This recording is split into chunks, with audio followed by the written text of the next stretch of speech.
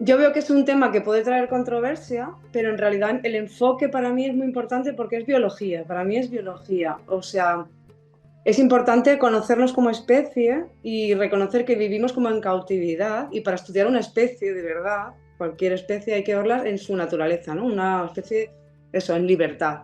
Entonces, me parece súper importante que haya recogido estos testimonios porque cada vez va a haber menos poblaciones indígenas y son nuestra referencia de cómo es el ser humano, eso, natural, ¿no? Y para entendernos y ver qué nos pasa. Entonces, me parece muy importante que se entienda que son procesos, por ejemplo, el parto es un proceso fisiológico natural, que no siempre está asociado a patología o enfermedad, que algunas veces pasa, como pasa en cualquier cuestión de la vida, pero no es una enfermedad ni algo patológico. Eso para empezar. Que también tiene esa visión de, pues eso, muy profunda de cuando algo es de cuando los vínculos que se establecen, cuando la oxitocina está en su máximo pico, que es en el parto, por ejemplo, como en los orgasmos, pues es el máximo. Ese tipo de vínculo tan profundo que lo que ha dicho ella, que crea esa seguridad que el ser humano necesita porque nacemos antes de tiempo, somos prematuros porque nos pusimos a dos piernas. Entonces el primer año es como de esterogestación y es muy importante ese apego, ese vínculo profundo. De hecho, la mayoría de problemas en la sociedad, el daño que tenemos, ¿no? A nivel afectivo, que nos cuesta tanto conectar, que nos cuesta tanto sentirnos, que nos cuesta tanto escucharnos, casi todos los problemas de la sociedad vienen porque no tenemos ese apego de seguridad y de escucha, ¿no? O sea, como que nacemos ya con trauma. Entonces, a partir de ahí, ya ponte a toda la vida a recuperar quién eres, qué eres, esa falta de autoestima, de valor, porque directamente nacemos con trauma.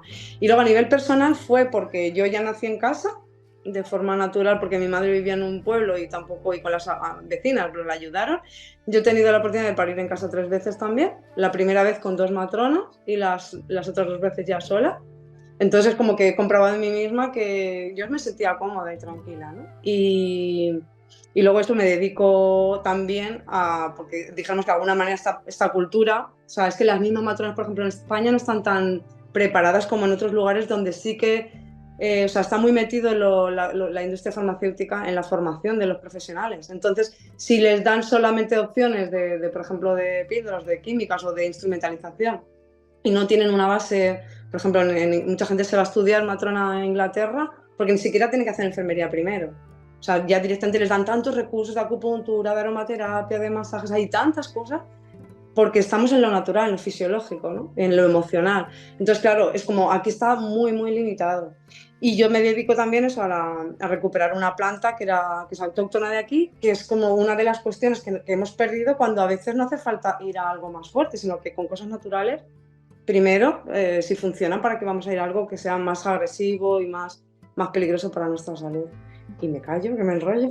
Ana, precisamente fíjate, yo 9 años trabajando en un proyecto en el que la educación, la orientación sexual, las relaciones saludables y la sexualidad saludable son el principal objetivo y el principal camino. Y bueno, pues haciendo esto de la educación sexual o de la orientación sexual, me gustaría preguntarte, ¿tú crees que le falta una perspectiva más femenina a la educación sexual que se plantea hoy por hoy, incluso con los cambios? Es que en la cultura que vivimos partimos del miedo. Entonces, igual que no se vive, todas las películas que yo he visto de parto siempre se ve sufriendo. Y el dolor de regla se considera normal, que el parto sea sufrimiento, y es como que se puede parir con placer o con cierta tranquilidad. Decirte que es lógico que en los contextos que se usan y ya con la anatomía que vivimos, con el estrés que vivimos, es lógico que duela. La sexualidad igual se vive desde el miedo y desde mucha manipulación y desde el trauma. Realmente para una persona conectarse con lo que quiere y lo que no quiere, saber poner límites o saber desear lo que quiere, ahora mismo no es ni siquiera real.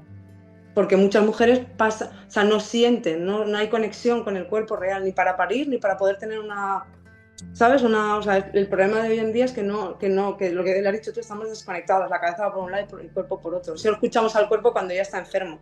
Entonces es más profundo, es mucho más profundo, porque dices, sí, no, sí, yo quiero, pero es como, porque para poder superar, vivir con tanto trauma, tenemos que como disociarnos, tenemos que anestesiarnos, entonces no sentimos tanto, porque si sentimos la mayoría o sea, y el porcentaje de abusos en una mujer o sea, es muy alto. Mm. ¿Sabes? Por ejemplo, incluso a veces, y mucha, o sea, muchas veces no tienes conciencia de que has sido maltratada, o bien por tu pareja abusada sin haber tenido consentimiento, o bien por una consulta médica. O sea, decirte que entendemos como normal ya unos niveles muy altos de desinformación, de abusos, de manipulación. O sea, como que está muy generalizado. Entonces son capas y capas. Y por supuesto falta una sexualidad desde lo natural, desde la inocencia, desde el placer, o sea, desde la intimidad, la vulnerabilidad, no desde... O sea, porque al final si te dan una casilla con 4 cosas no vas a ver más y es mucho más amplio. Y desde el miedo a las enfermedades, lo que me explicaron a mí, el miedo a quedarte embarazada ya directamente. Exacto. Así que, aunque. Isa, desde tu perspectiva como trabajadora social, ¿cuáles crees tú que son nuestras grandes y crónicas carencias? Pues estaba escuchando tanto lo que ha estado comentando Esther como lo que acaba de comentar Ana, y tus preguntas, que me parecen estupendas, van al grano perfectamente. Y estaba recordando que esta misma tarde estaba hablando con una mujer que es la primera vez que hablábamos, está en su primer trimestre, y estaba comentando los miedos que tiene en su proceso de embarazo y que tiene en relación con superar hitos sanitarios, citas sanitarias, porque son los que a ella le dan seguridad. Está totalmente desconectada de su proceso, no tiene información sobre su fisiología, sobre todo su proceso, y tiene todo el poder puesto en el ámbito sanitario. Por lo tanto, siente cada vez que va a una cita médica que pasa un examen. Esto es en contraposición con justo lo que ha estado comentando Esther, de que estas mujeres, desde su experiencia y desde la sabiduría, le están enseñando a cómo funcionan sus procesos a estas mujeres y lo están viviendo con ellas. Entonces, esto va cruzado con que vivimos en una sociedad patriarcal que nos tiene cosificadas, ninguneadas, nos mercantiliza y obviamente, por vivir en esta sociedad patriarcal, no le interesa, esta sociedad patriarcal no le interesa que nosotros tengamos contacto con nuestro poder natural, con nuestras capacidades naturales. Eso nos daría una libertad que a la sociedad patriarcal no le interesa. Entonces, todo esto era lo que me estaba viniendo mientras os escuchaba, y todo esto es lo que creo que a través del documental puede llevar a que podamos sacarlo a la luz, como hace este documental, y enseñarnos cómo volver un paso atrás y utilizar la tecnología solo cuando sea necesaria, utilizar el aspecto sanitario cuando sea necesario, pero sí reconquistar de nuevo el poder sobre nuestros cuerpos y sobre nuestros procesos. La soberanía personal, muy interesante. Eso conlleva mucha responsabilidad en esta sociedad patriarcal, en la que ya sabemos cómo es y cómo funciona. ¿Cuál es la responsabilidad, según ustedes, chicas, de nosotras las mujeres? Porque de alguna manera todos tenemos la responsabilidad, entre todos mantenemos el sistema. ¿Qué pasa con nosotras? ¿Qué podemos hacer también? Desde una perspectiva transversal y amorosa, desde la energía femenina. Al final el cambio yo creo que se va a generar y se está generando a través de la propia sororidad, quiero decir. El documental de Esther se basa en, voy a poner esto sobre la mesa para que todas nos unamos, para que podamos avanzar. Al final, para cambiar esto, o todas nos unimos en el mismo camino, o esto no lo cambiamos. Tomar conciencia, tomar responsabilidad de mí misma, pero al mismo tiempo tomar conciencia y responsabilidad de todas juntas, de nuestras hermanas, de que podamos hacer ese cambio juntas. Si yo al mismo tiempo que me responsabilizo de mí, de mi información, de mi cuidado, trato de buscar que la mujer que tengo al lado tenga acceso a esa información y ese cuidado y a esa conciencia, iremos generando ese cambio. Me parece que no se puede imponer el que tú obligar a la información, pero sí se puede proporcionar todas esas herramientas. Y creo que es lo que muchas de nosotras estamos intentando hacer, poner sobre la mesa cuáles son las herramientas, cuál es la información, para que cada mujer pueda decidir y pueda asumir sus propias responsabilidades con verdadera libertad, que es con información. Yo creo que esa es la clave, porque justamente la sociedad patriarcal lo que ha hecho es separarnos.